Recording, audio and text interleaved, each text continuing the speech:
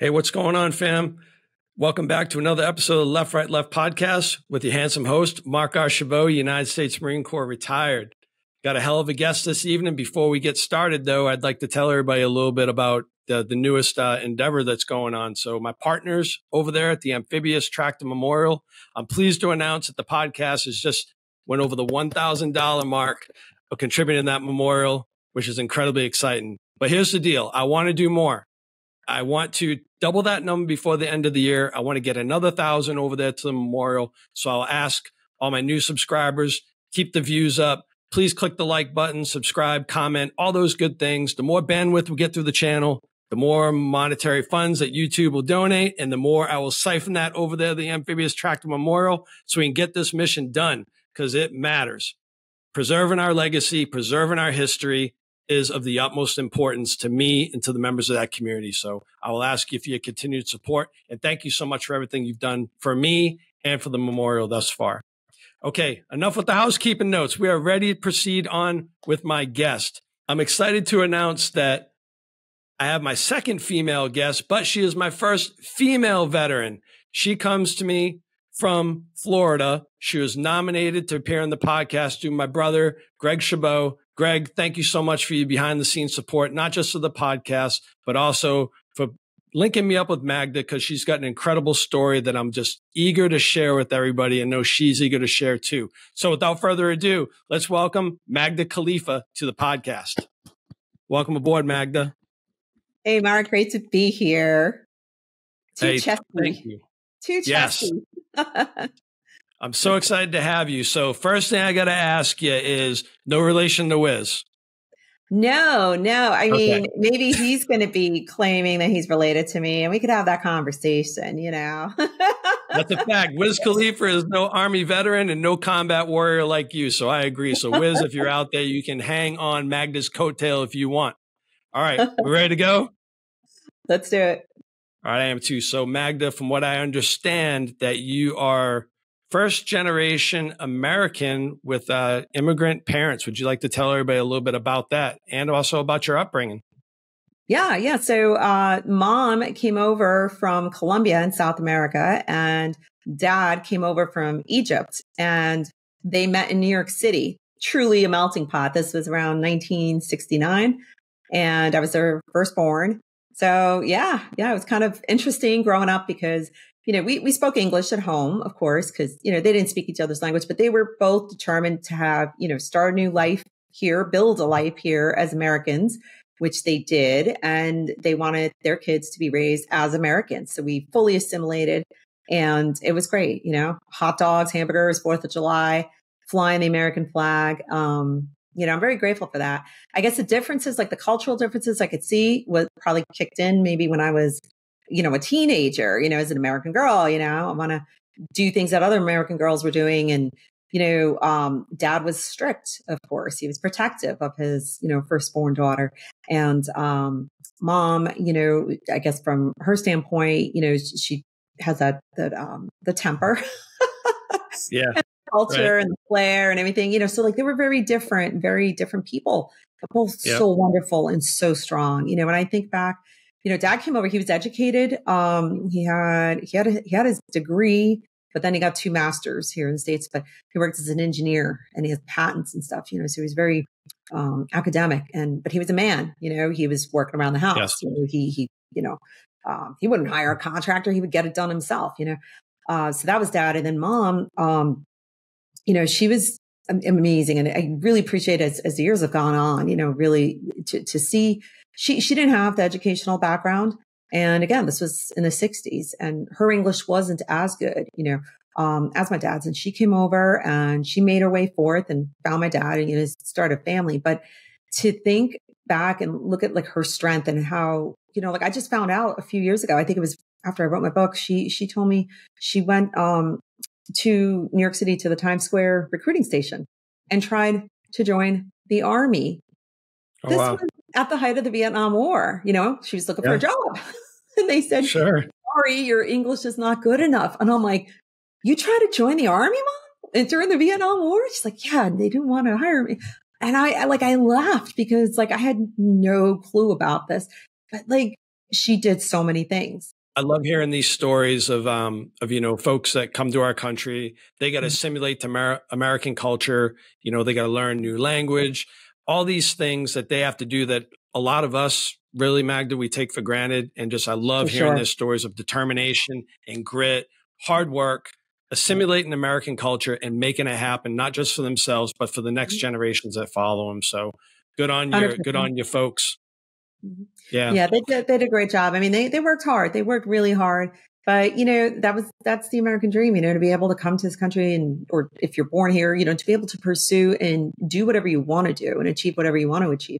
And that's what I grew up believing, because that's what they were showing me and telling me. And my dad, specifically said, and I wrote about it in the book, he said, to my brother and I, he said, you guys have no excuse.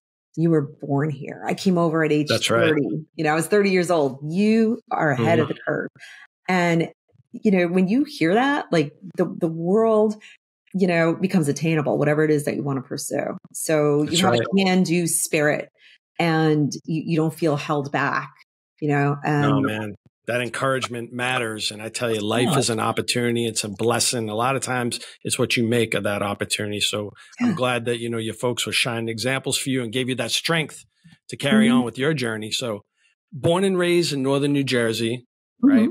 Obviously did pretty decent in school because you went right into a couple of schools before you went to the workforce. You want to talk a little bit about that? After high school, I went straight to college and, I was working. I was more attracted to working, so I had part-time jobs. Making money was freedom, so sure. I was kind of not really impressed with school, but I went through it, did it right. Then I transferred, I was at Jersey City State College, and then I transferred to Seton Hall University for my last 2 years. And the reason I went there was because of the kick-ass radio station, WSOU 89.5, the hardest rock around. And it was awesome. It was an FM radio station. They had Slayer on the hour, every hour. I was a huge metalhead. I wanted to be a part of that. So I went there. I transferred there because of the radio station. But, it's all good. So I had an opportunity to be on the station, and had different roles there, which was really cool. But again, my passion was like, making money, being around adults, really. Opportunity to be part of the ROTC program at Seton Hall. And that first summer I went down to, so this is 93, Fort Knox. And it was called the Cadet Challenge. And it was like 6 weeks of cadet basic, I guess you could say. And, I loved it. It was so much fun. That's the first time I fired a weapon, this is great. And came back and, I garnered a scholarship, but my dad talked me out of that. And he said, he believed that, that wouldn't be, going to the military was going to be the right route for me.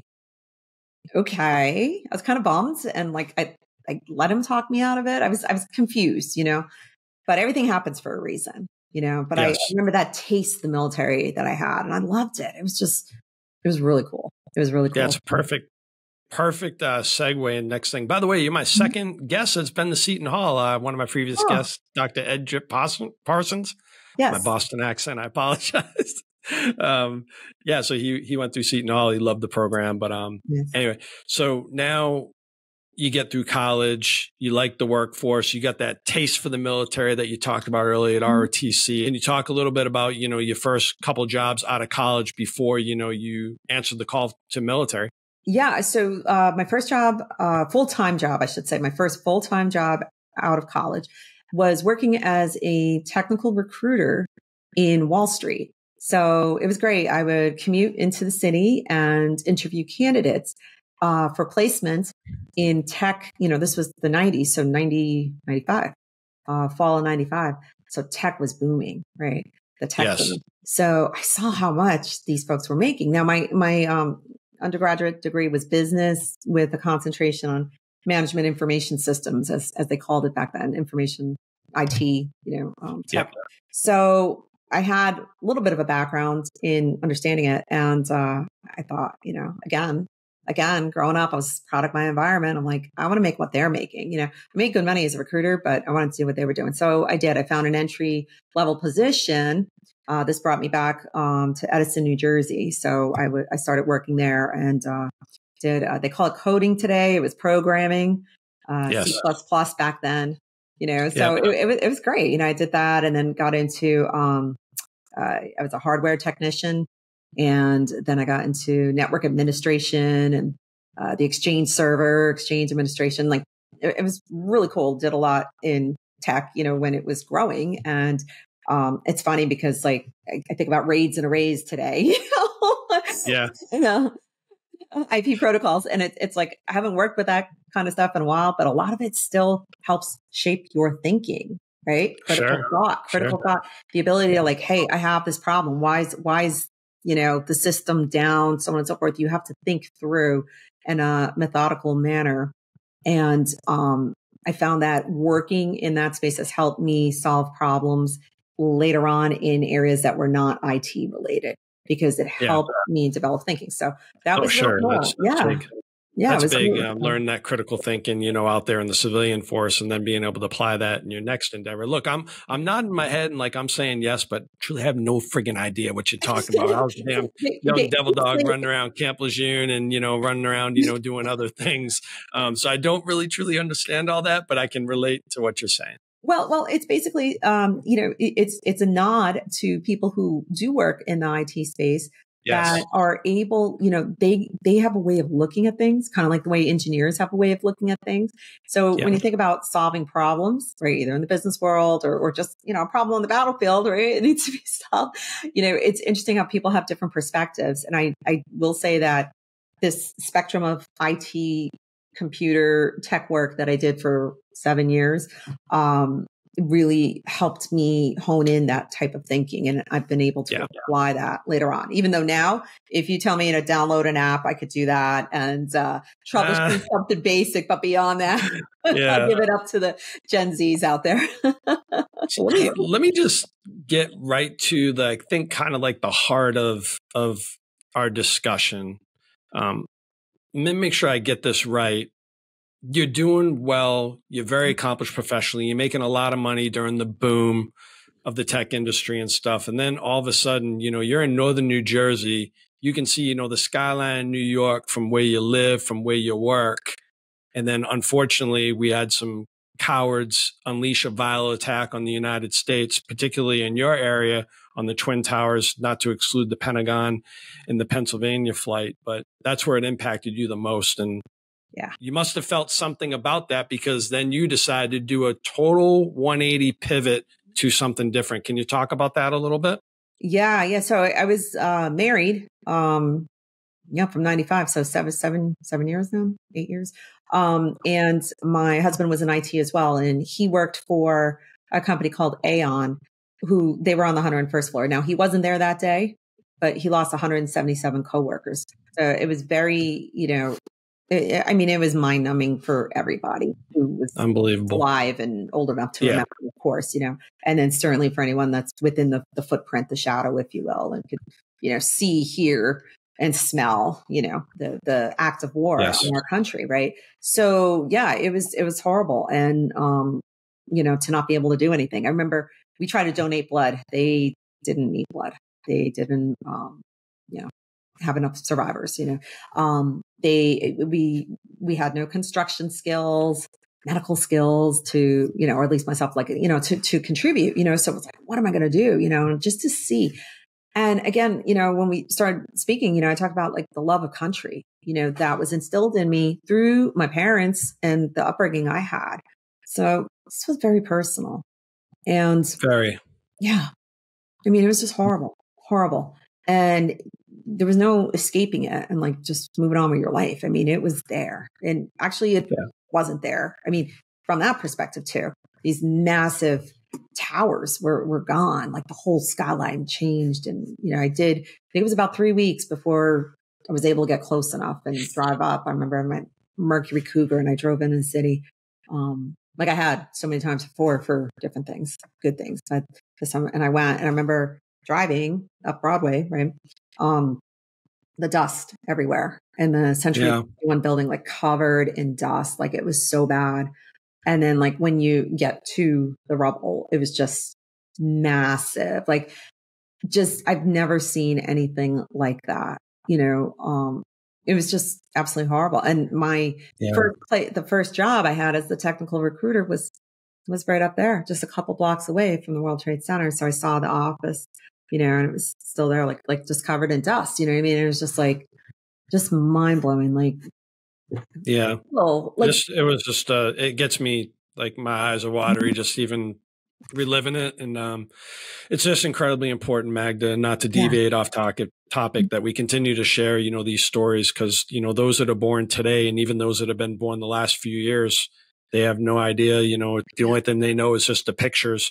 But if we can continue to share the oral history of 9/11, that is a huge win. And that's something that we can never lose sight of. So 100%. And then so you it's personal to you now, and you decided to enlist, not become an officer, even though you already had a 4-year college degree from Seton Hall. You decided to enlist in the United States Army and stick your hand up and say, "Send me." Can you unpack that a little bit? Yeah. I mean, I once the shock wore off, it took some time, right? The shock wore off. And then you're like, I want to do something. And I knew what I wanted to do. I wanted to go to the fight. So we weren't in Iraq then. Okay. We were obviously in Afghanistan. I wanted to go. And so I enlisted in the Army Reserve unit out of Staten Island, New York, which wasn't too far from, my home.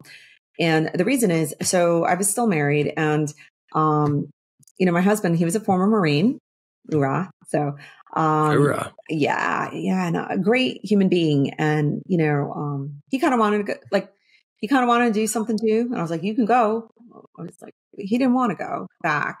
Right. And that's fine. But I had to go. Now, of course, he didn't want me to go, but I had to go. I mean, he felt the calling. I understand. Had to go.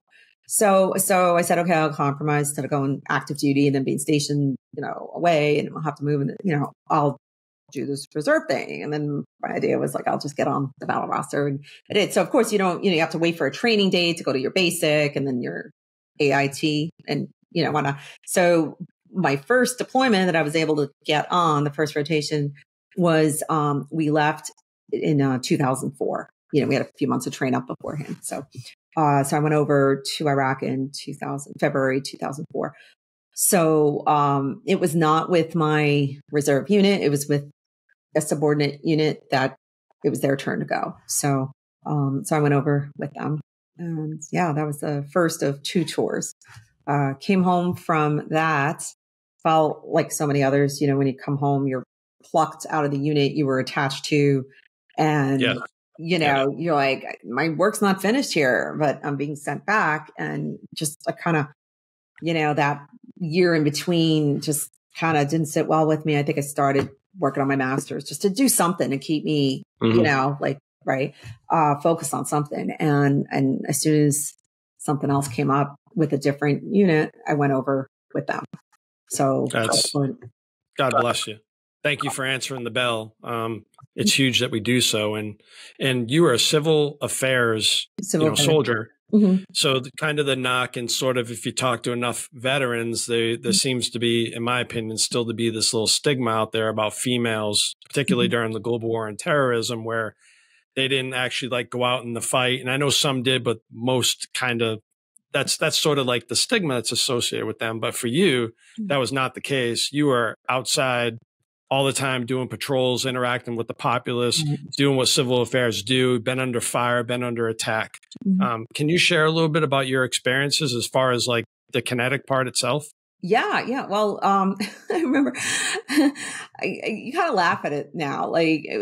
Soldier humor, right? Or Marine humor, service member. Marine humor is so dark and twisted, but go ahead. It is. And I just chuckle back to some of those things.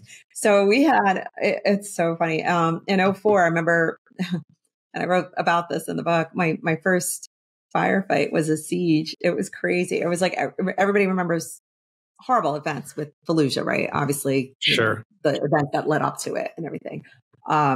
So it was all about coordinated complex attacks on multiple cities. So we were in Bakuba, which was one of those cities.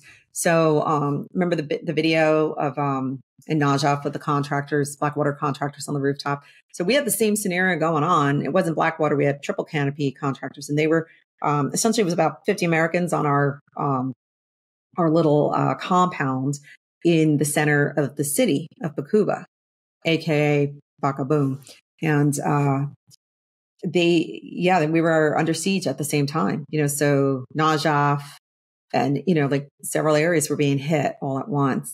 The way the buildings were shaped, they were concrete buildings. Like these were, city offices essentially that, we had taken over as Americans and were living out of and working out of, right? And the reason we had triple canopy there was because we had elements of the State Department there. They were part of the CPA, Coalition Provisional Authority, right? So because of that, they had that high level of contract security there. Thank goodness. Because I will say right now, what I witnessed that day, like everybody was, it was all hands on deck. Like everybody was engaged, but the people who did the mighty fighting, were the contractors up on the rooftop. And it was intense, like just, wow. So that was, we had incoming, we had everything. It was incoming and outgoing, you know what I mean? It was really wild. But thankfully within our perimeter walls, we literally had like merely a flesh wound. Like, again, another like humorous thing. It was one of the contractors, but we laughed about it then. I mean, he laughed about it, everything was fine. But, outside of that, there were, American. The best compliment I could pay you would be from my brother, who he vowed, you're here because of him, and he vouched for you that that you were the always wanting to go out there and do your job, and if it came down to it, that you would have no problem taking a knee and getting in a prone position, unleashing fire should you need to. So that's like the ultimate compliment from one of your warrior brothers. He's great. And everybody there, did what we had to do. I mean, that's a whole thing, So, okay. Yes. Remember the 13 Hours of Benghazi movie? I haven't seen it. Oh, no, I the whole nother topic. I don't really watch war movies. They just, anyway. I get it. I couldn't believe it. That came the closest to essentially parallel showing what that siege was like, right. Again, obviously the outcomes were different. It's horrible what happened in Benghazi, but unbelievable. Terrible. Like when I saw it, like the sounds and then just the multi-prong approach, it was crazy. I mean, I remember we would see them, through our night vision, right? They would bring cars with like wooden boxes for coffins to try to get the bodies and get them out and everything. I mean, it was just the things that you remember, and see. It was really intense, but for a short period of time, it was like burst, right? And then calm, and then burst. And the intel, like our intel team was amazing, and their sources were amazing, and they were on the money. And it was like, and it happened for like 3-4 days. Yeah, it was unbelievable. Like they said at this time, and it happened. And, it was just like, wow, like the geek in me. I mean, this is maybe a horrible thing to say, but like I've always read like military books and enjoyed watching, the old black and white footage and just movies and stuff. And at the same point, while I'm there, and I'm like, this shit's real. At the same point, it's like, it's kind of like an out of body experience. You're like, whoa, I get to witness this, but you're part of it and you have a role, but like we're in it together, and we had no idea how it would end. And it did end.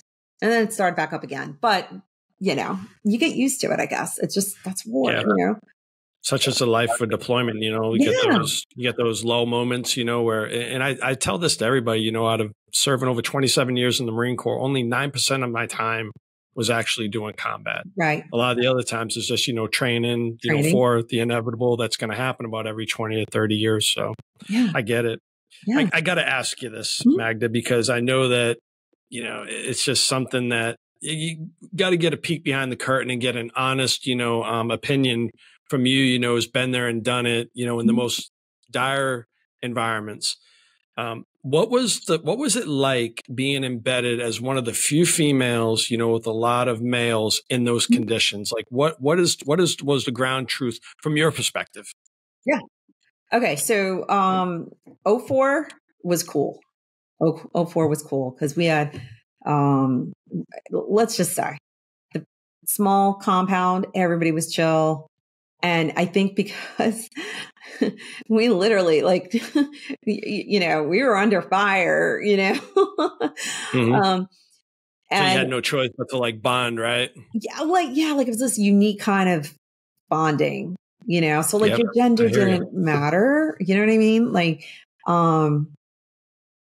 That was an issue. I remember the little KBR trailer. You go in there and you shower. So men and women, one time, I guess when myself and the other female, when we had just been new there, we came in and we're going to shower, and he was there and the buff, and he was a little shy, he was a younger guy, but whatever, you just did your thing, right? Looking back, I realized how lucky we were. Nothing ever bad happened, but we had such great people. But the bigger bases, I know there were lots of problems, but I do feel I'm very fortunate there were no issues. It was a different focus. It was survival. You know what I mean? So 06, 07, not only was I a female, I was a female who had deployed and had a combat tour already. So at that point, right, because of the war effort, civil affairs had been saturated. It used to be exclusively part of the Special Operations Command. Then at that point, this Donald Rumsfeld snowflake memo went out, and it essentially opened it up to general purpose forces, which, to fill the need. Problem is you can't, if you violate the soft truths, Special Operations Forces truths, and you can't, about humans are more important than hardware, and you can't just 2 weeks and, hey, we're going to give you this mission where you don't have the adequate training to survive, right? And so they didn't do a service to those service members. If they kept them a little longer, trained them a little better, or maybe had a better standard. But again, needs of the war, and reality, two different things, and they, so, that being said, on that second tour, even before we shipped overseas, so I was with a different unit. Let's just say there were a lot of insecure men who this was their first time to go play soldier, and didn't really care for the fact that this little female who was a veteran was actually showing them some tactics, I see. Oh my goodness. Are you serious? And at first it's the comments, and I'm okay, whatever, that's on you, buddy. Yeah. Not a big deal. But and it wasn't everybody. It was just certain, people. Right. They obviously weren't trained the way we were trained, and they had issue, but that's their personal problem to have. When I got in country, and again, you're parsed to different teams and have different people and whatnot. It did become an issue for some other people who did not want to be there. They were called up from the IRR, the individual ready reserve, for listeners who may not be familiar. Right. Basically, they were on deck to go. And I don't know what bothered them more, the fact that I was a female, even though other than looking at me, you wouldn't know it. I mean, I was a soldier. I carried myself like a soldier. I did my soldierly duty. Right. I wanted to be there. Right. And I was a very competent soldier. And I volunteered for every mission, with units we were attached to, everything. I was out there. They were blinded, but what they saw in me, that they weren't listening to when I was waving the red flag, hey, we've got an enemy in our wire, one of our Terps. To the point, they made such a mockery of it. They, let this Terp, if you look at the levels of categories of interpreters, where there wasn't a U.S. national or anything like that. It was an uncleared person, a local person that was working, that was in our perimeter. Let them in our team room to have access to our routes, to all of our, information and intel, for lack of a better word, So we were compromised, and it was horrible. It was horrible. They were so blinded by whatever was going on in their world, that they couldn't do their jobs as leadership. Yeah.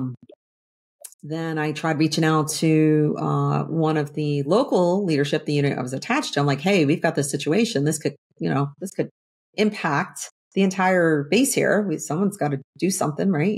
Help. Hello. I'm sorry. I don't think I can help out with that one. Why? Because this first sergeant, this active duty first sergeant, right? When I had gotten to that base, I was the only female at that time. This is, like I said, 3 years later, different base, a different context. Right. So he came to knock on the door of my chew, right? And welcome me to, and tell me there's chow at this time and this time and the other. And then he stepped inside the chew. And, he kept moving forth. And I'm like, I'm Jersey. Like, you grow up learning how to read people. I mean, that's just, sure. We're very high context there, right? And I'm like, all right. And I just made it known, like, not just no, but hell no, right? So, well, when I needed him for, to do his job as a first sergeant, right? He didn't care. He didn't care. Like, because the Turk rolled out with our team, not his team. And I'm like, mind blown. All the other interpreters knew this was going on, and that was shady, and nobody would listen. Mm-hmm. It was bad. Yeah. It was bad. My own leadership, though, I mean, that was bad. So your question was, how was it as a female, like behind the scenes? Well, I will say, I don't know if that level, like if that would have happened today, because I think there's been so much more adjusting, if you will, of sure. From the political push it down your throat, we're going to put females everywhere, whether they want to be there or not. I mean, like, it's changed, obviously. And it was a lot of it was political, because I still don't see a very, very, very, very, very long line of females who want to go out there and do this stuff. There are many who were great and who were wonderful, but I'll be honest, like the crew of women service members that I served with, like, and there's nothing wrong with that, but they were doing it for college or just a job and everything else. And that's fine. Like I said, my mom, she, back in the 60s, even though the Army didn't take her, she just wanted a job, and that's totally fine. Their contribution is huge and has been huge and continues to be huge, for sure.